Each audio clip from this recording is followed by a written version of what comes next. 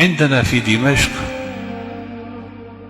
تربة وهي المقبرة، وكلنا نعرف التربة والمقبرة، الدحداح مشهورة، وفيها نعم أولياء، وفيها علماء، وفيها مجاهدون، وفيها شهداء.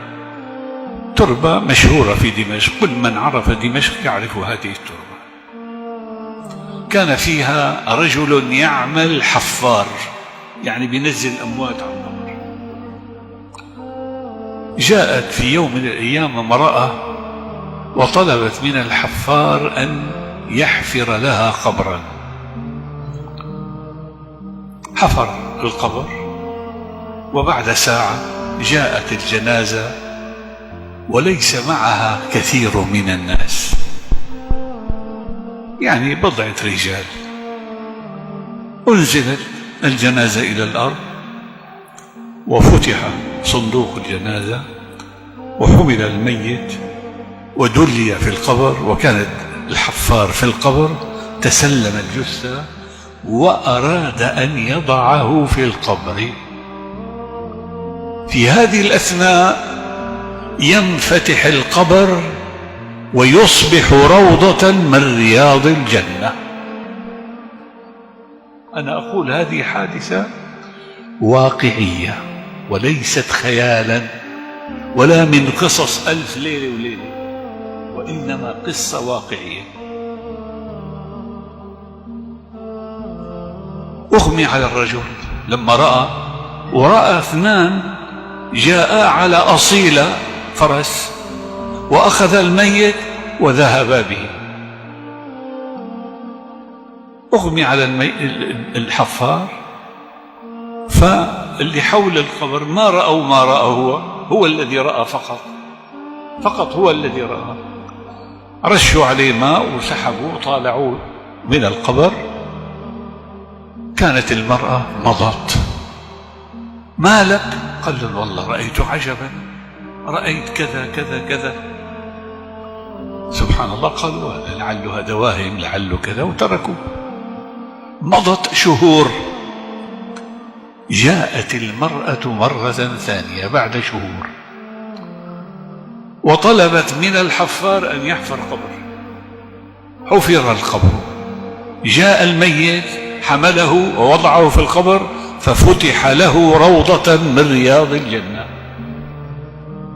وجاء ملكان أخذاه منه، لكنه تجلد، ما أغمي عليه، وعلى طول خرج من القبر وتبع هذه المرأة. تعالي، من أنت؟ ومن أين، بأي مكان جئت؟ قل له يا رجل سيبني بمصيبتي. شو مصيبتي؟ قال هذا ولدي أصبت به، وكان قبله عندي ولد آخر أصبت به من أشهر. قال أنت صاحبة الرجل الأول؟ قالت نعم. ما لك، لماذا تسأل؟ قال والله رأيت عجبا، الأول لما وضعته فتح روضة من رياض الجنة، والثاني كذلك. ماذا كان يعمل هذا وذاك حتى عاملهم الله بهذا الأمر وكان لهم هذه الكرامة العظيمة؟ قالت له أما الأول فكان طالب علم، وكان الثاني يعمل نجارا ويقدم لأخيه نفقات طلب العلم، فكافأهم الله طالب العلم ومن أنفق عليه بهذه المعاملة الطيبة. هذا الحفار رأى هذه الحالة وسمع هذا الجواب، ترك المقبرة ونزل منها إلى جامع التوبة، الجامع الذي نعيش نحن فيه. وكان الوالد وأبو الوالد وجده وأبو جده كلهم يعملون في هذا المسجد. كان جدنا هناك واسمه الشيخ سعيد البرهاني، جد الشيخ سعيد البرهاني والدي. جاء إليه قال له أريد أن أطلب العلم. قال له خير، أنت عمرك الآن 45-50 سنة، نسيت حياتك كلها ما قرأت العلم، الآن بدك تتعلم العلم، لماذا؟ قال لأنه صار معي كذا كذا كذا. قال له خلاص اتكل على الله ويلا ابدأ في طلب العلم.